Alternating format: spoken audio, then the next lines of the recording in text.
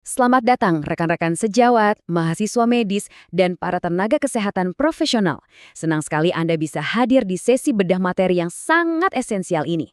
Hari ini, kita tidak akan sekedar menghafal langkah-langkah bantuan hidup dasar atau basic life support. Tidak, kita akan mengeksplorasi dan membedah landasan patofisiologis di balik setiap protokol klinis, langsung berdasarkan pembaruan pedoman American Heart Association tahun 2020. Tujuannya agar Anda memahami mengapa di balik apa yang kita lakukan. Nah, mari kita langsung masuk ke pembahasannya. Untuk sesi kali ini, ada 6 poin utama yang menjadi kerangka belajar kita. Kita akan mulai dari urgensi bantuan hidup dasar, kemudian rantai bertahan hidup, algoritma DRSCAB, standar high quality CPR, perbedaan rasio kompresi berdasarkan usia pasien, dan terakhir, manajemen posisi pemulihan. Oke, kita mulai dari bagian pertama ya, konsep inti dan urgensi dari bantuan hidup dasar. Mengapa materi ini begitu penting? 10. Coba perhatikan angka ini. Dalam ranah kegawat daruratan medis, waktu adalah musuh utama kita. Angka 10 ini bukanlah angka acak. Ini mewakili persentase maksimal penurunan probabilitas kelangsungan hidup pasien untuk setiap 1 menit Anda menunda melakukan resusitasi jantung paru. Bayangkan, hanya dalam hitungan menit tanpa intervensi, peluang menyelamatkan jaringan otak dari hipoksia akan hilang sepenuhnya. Jadi tindakan segera tanpa penundaan adalah hal yang absolut. Mari kita luruskan filosofi klinis dari definisi ini. Bantuan hidup dasar adalah intervensi segera untuk mempertahankan oksigenasi ke otak dan organ vital. Ingat, tujuan utama kita di sini bukanlah untuk menyembuhkan pasien secara definitif di tempat kejadian. Sama sekali bukan. Tujuan kita adalah mengambil alih fungsi pompa jantung secara mekanis. Kita menciptakan sirkulasi buatan, mengulur waktu untuk organ-organ vital, hingga tim Advanced Life Support tiba dengan peralatan lengkap. Sekarang kita beralih ke bagian kedua, yaitu rantai bertahan hidup untuk kasus out-of-hospital cardiac arrest, atau henti jantung di luar rumah sakit. Pedoman AHA 2020 menjabarkan 6 mata rantai yang saling mengunci. Pertama, aktivasi respons darurat. Kedua, high quality CPR. Ketiga, defibrilasi cepat menggunakan AED. Keempat, resusitasi lanjutan. Kelima, perawatan pasca henti jantung. Dan perhatikan mata rantai ke-6 ini, pemulihan. Ini adalah elemen yang ditambahkan pada pedoman AHA 2020. Mengapa? Karena pasien tidak hanya butuh bertahan hidup secara fisik, namun juga butuh rehabilitasi fisik dan psikologis jangka panjang.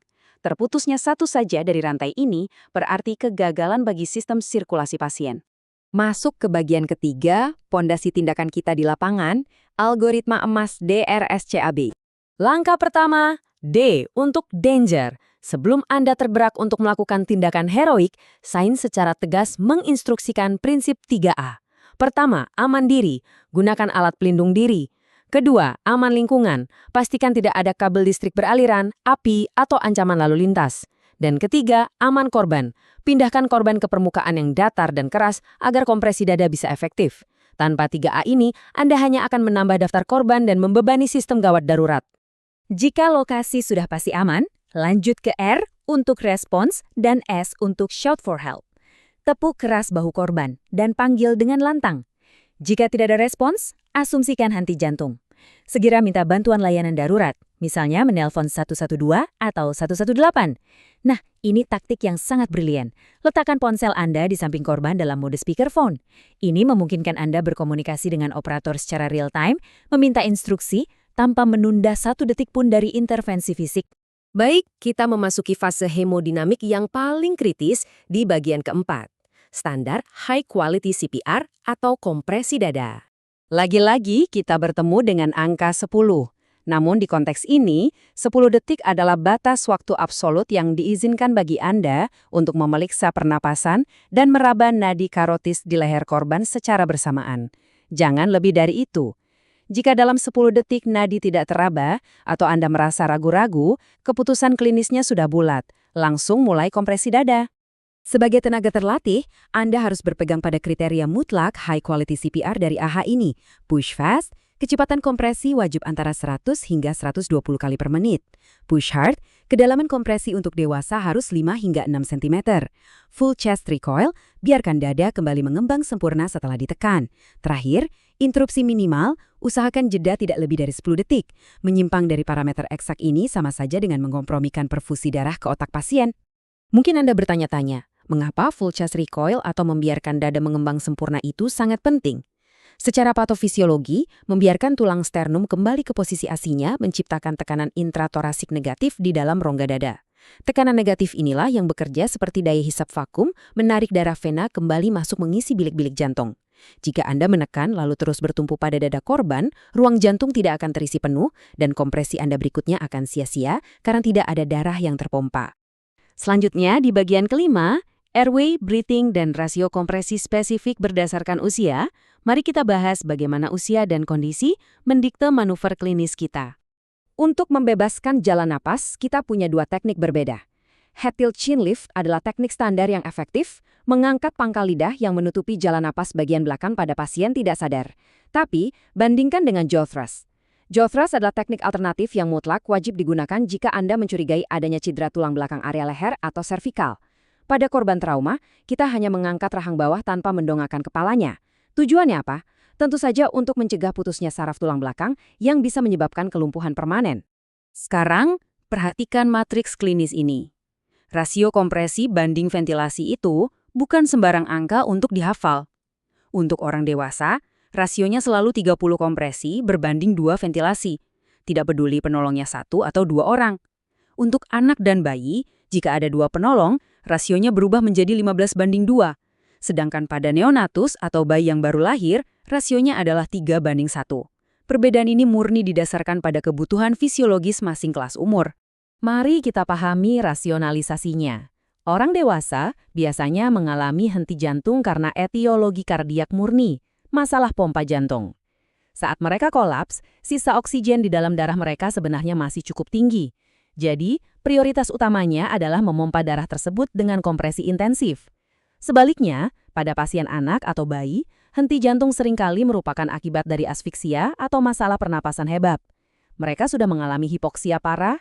Oleh karena itu, rasio 15:2 untuk anak dimaksudkan untuk memberikan ventilasi atau oksigen tambahan yang lebih sering tanpa mengorbankan kualitas kompresi dada.